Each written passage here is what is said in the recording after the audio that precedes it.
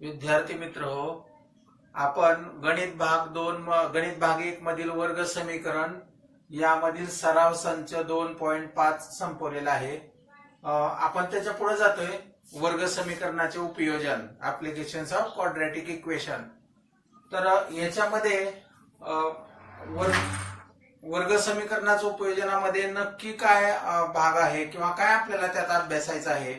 तर याच्यामध्ये तुम्हाला सुरुवातीला शाब्दिक उदाहरण दिलं जातं आणि मग या शाब्दिक उदाहरणावरून काय करायचं, तर एखादा चल वापरून त्याचं गणितामधील, म्हणजे आता उदाहरणार्थ वर्ग समीकरणामधील आपण एखादं उदाहरण सोडवतोय, तर चले वापरून किंवा उदाहरणात दिलेल्या अटीनुसार एखादा चल वापरा आणि चल वापरून काय करायचं, सुरुवातीला एक वर्ग समीकरण मिळवायचं आणि मग वर्ग समीकरण मिळवल्यानंतर ते सोडवायचं आणि सोडवून ज्या किमती मिळतात त्या किमतीने पुन्हा दिलेल्या उदाहरणाचा पडताळा घ्यायचा. म्हणजे आपण जे उदाहरण सोडवले हे बरोबर आहे की चूक आहे हे आपल्याला सांगता येतं. म्हणजे सुरुवातीला काय करायचं, तर first we read the given example carefully, then use any variable and first obtain the quadratic equation and solve the quadratic equation. If we obtain value of x or value of any variable, then tally your example is correct or not.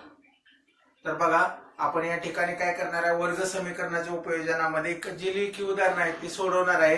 त्यातलं पहिलं उदाहरण बघू आपण. सराव संच 2.6 म्हणजे practice set 2.6. पहिलं उदाहरण, प्रगतीच्या 2 वर्षापूर्वीच्या आणि 3 वर्षानंतरच्या वयांचा गुणाकार 84 आहे, तर तिचे आजचे वय काढा. This example for semi. The product denoting the numbers of Pragati's age 2 years ago and 3 years hence is 84. Find her present age. म्हणजे हे उदाहरण जर आपण बारकाईनं वाचलं तर तुम्हाला प्रगती नावाच्या मुलीच्या वयासंबंधी किंवा वयावर आधारित उदाहरण दिलंय.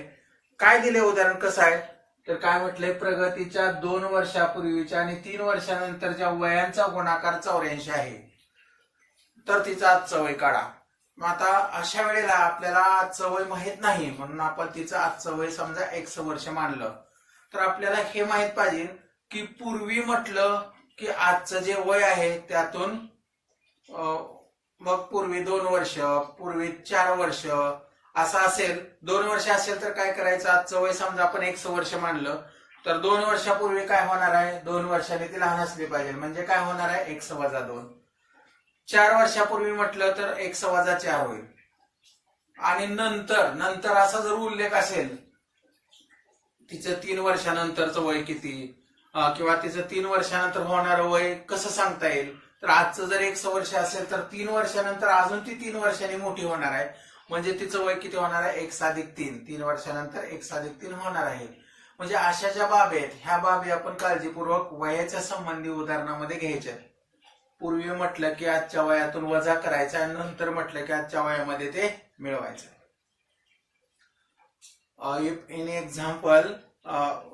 If example depends upon your age, present age, ago age or after age, then use any variable and read the example carefully.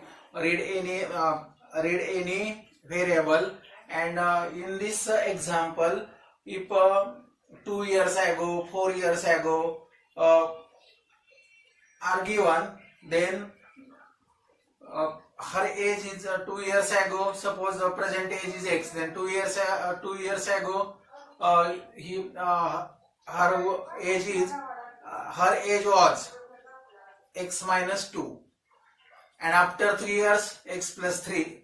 In this way we can solve here given example. तर बघा, मी पहिल्यांदा या ठिकाणी तिचं वय x मानतो आणि त्यावरून आपण सोडू.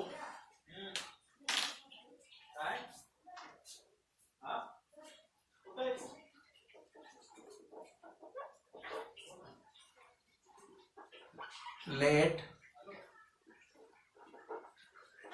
Pragati's present age be x years.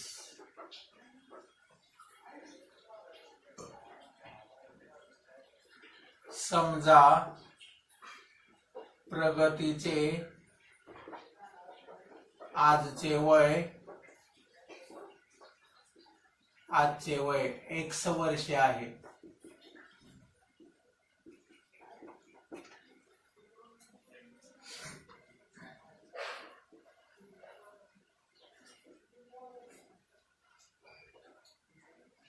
her age 2 years ago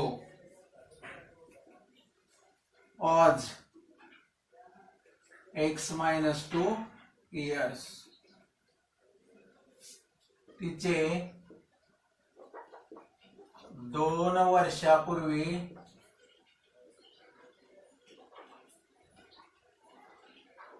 वय x वजा 2 वर्षे होते.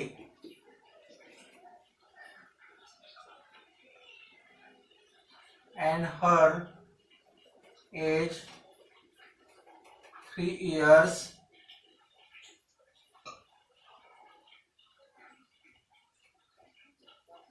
from 3 years from now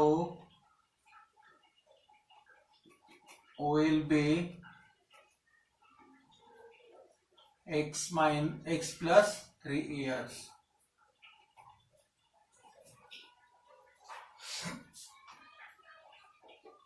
तिचे 3 वर्षानंतरचे वय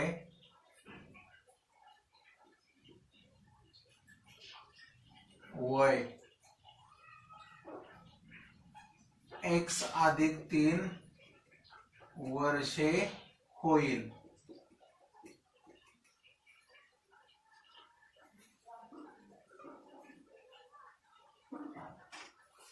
तर याप्रमाणे अगोदर मांडून घ्यायचं आणि पुढे आता तुम्ही उदाहरणामध्ये दिलंय की 2 वर्षापूर्वीचं वय आणि 3 वर्षानंतरचं वय यांचा गुणाकार किती दिलाय त्यांनी 84.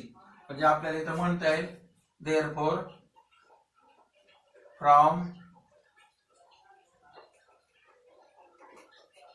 condition of example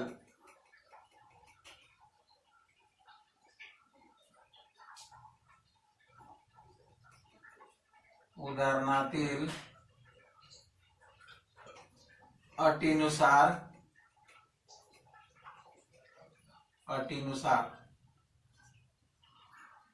तिचं 2 वर्षापूर्वी किती वय होतं x वजा 2.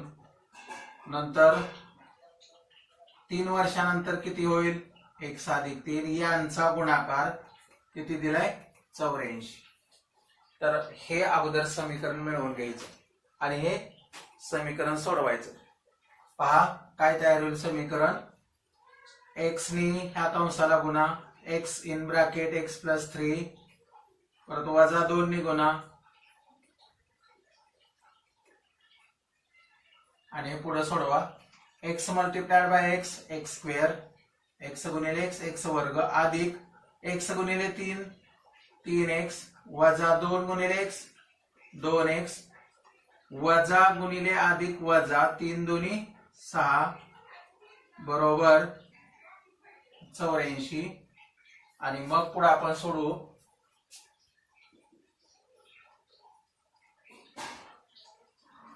x वर्ग 3x मधून 2x गेले x राहिला वजा 6 वजा 84 बरोबर 0. जे 84 उजवीकडे आहे मी डावीकडे घेतलं तर ते वजा होईल आणि मग पुढे मिळेल आपल्याला x वर्ग आहे असाच अधिक x आहे असाच वजा 6 आणि वजा 84 वजा 90 बरोबर 0. आणि मग हे जे वर्ग समीकरण मिळतं ते सोडवायचं. सोडवू आपण. पहा वर्ग समीकरण सोडवताना आपण काय करतो याचा सहगुणक आणि स्थिर संख्या यांचा गुणाकार करतो. इथं सहगुणक 1 आहे आणि मग 1 गुणिले वजा 90 1 गुणिले वजा 90 हा गुणाकार काय होणार आहे तर वजा 90. आणि मग आता अशा 2 संख्या मिळवू आपण की त्यांचा गुणाकार वजा 90 येईल आणि बेरीज किंवा वजाबाकी केल्यानंतर आपल्याला ती 1 मिळेल. मग 90चे अवयव पाडण्यासाठी 10 9 90 आहे. नंतर वेगवेगळे अंक आहेत, पण आपल्याला 10 मधून 9 गेला तर किती राहणार आहे 1. आणि इथं 10चं चिन्ह अधिक घेतलं आणि 9चं वजा घेतलं तर दोघांचा गुणाकार वजा येणार आहे. म्हणून आपण या ठिकाणी म्हणणार आहे 10 आणि वजा 9. पहा सोडू आपण पुढं. x वर्ग आहे तसाच अधिक 10x वजा 9x वजा 90 बरोबर 0. आणि मग पुढे सोडवतील x वर्ग आहे असाच नाही, आपल्याला आता इथं गट पाडून सामायिक अवयव काढायचा आहे. कॉमन फॅक्टर इथं काय सामायिक निघेल पहा. x वर्ग आणि x मधून x शिल्लक राहील. x अधिक 10 वजा 9 कॉमन फॅक्टर 9 मिळेल. शिल्लक राहील x वजा भागिले वजा अधिक 9 10 90 बरोबर 0. आणि मग आता आपण हे पुढे सोडू शकतो. पहा x अधिक 10 इथं x अधिक 10 म्हणायचं राहिलं आपलं. x अधिक 10 सामायिक निघेल म्हणजे काय मिळेल x अधिक 10 आणि मग या राशीनं भागा. शिल्लक राहील x वजा मग या राशीनं भागा म्हणजे शिल्लक राहील फक्त 9 बरोबर 0. प्रत्येकाबद्दल 0 ठेवा. x अधिक 10 बरोबर 0 और किंवा x वजा 9 बरोबर 0. आणि मग कंस काढून टाका. x अधिक 10 बरोबर 0 और किंवा x वजा 9 बरोबर 0. आणि मग पुढे आपण सोडवू x बरोबर वजा 10 और किंवा x बरोबर 9. मग x हे काय होतं तर त्या प्रगतीचं आजचं वय होतं. आता हा अंक पाहिला तर वजा 10 आलेला आहे. वय हे कधी ऋण नसतं. Age is not negative. मग हे अग्राह्य आहे. x is equal to -10 is unacceptable. मग x बरोबर किती 9 आणि म्हणून तिचं आजचं वय किती असेल 9. तर आपण ह्या 2 पायऱ्या पुढे लिहू. हे पुसून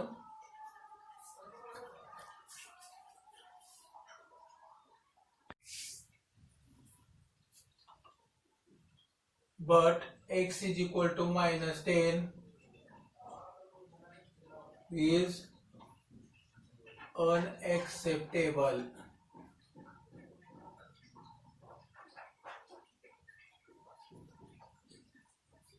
Age is not negative.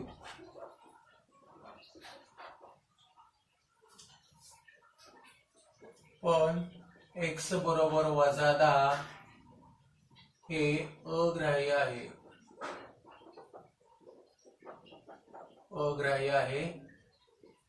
वय ऋण नसते.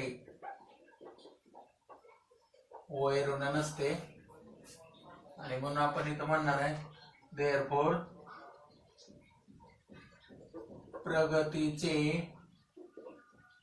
प्रगतीचे आजचे वय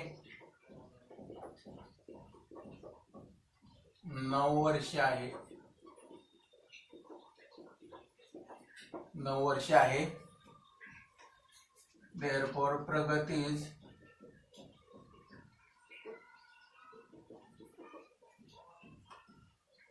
present age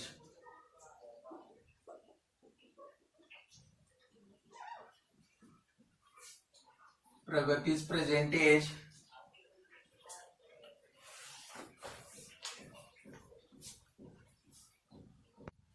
therefore Pragati's present age is 9 years. तर अशा पद्धतीने हे उदाहरण सोडवायचं आहे. तुम्ही प्रगतीचं आजचं वय 9 वर्ष आलंय हे जर इथं गृहीत धरलं म्हणजे आपल्याला जे उत्तर मिळाले ते जर चेक करायचं असेल किंवा टॅली करायचं असेल तर मग तिचं आजचं वय आपण 9 वर्ष धरलेलं आहे. 2 वर्षापूर्वी ती किती वर्षाची होती मग 7. आणि आता आजचं 9 आहे म्हणजे अजून 3 वर्षांनी किती होणार 12. आणि मग 2 वर्षापूर्वीचं 7 आणि 3 वर्षानंतर होणार 12 आणि 12 आणि 7 यांचा गुणाकार केला तर 12 7 84 म्हणून आपण जे उदाहरण सोडवलं ते बरोबर आहे. आणि मग हे उदाहरण तुम्ही परत एकदा पहा, तुमच्या लक्षात येईल. सोपं आहे. आपण पुढच्या उदाहरणाकडे जाऊ.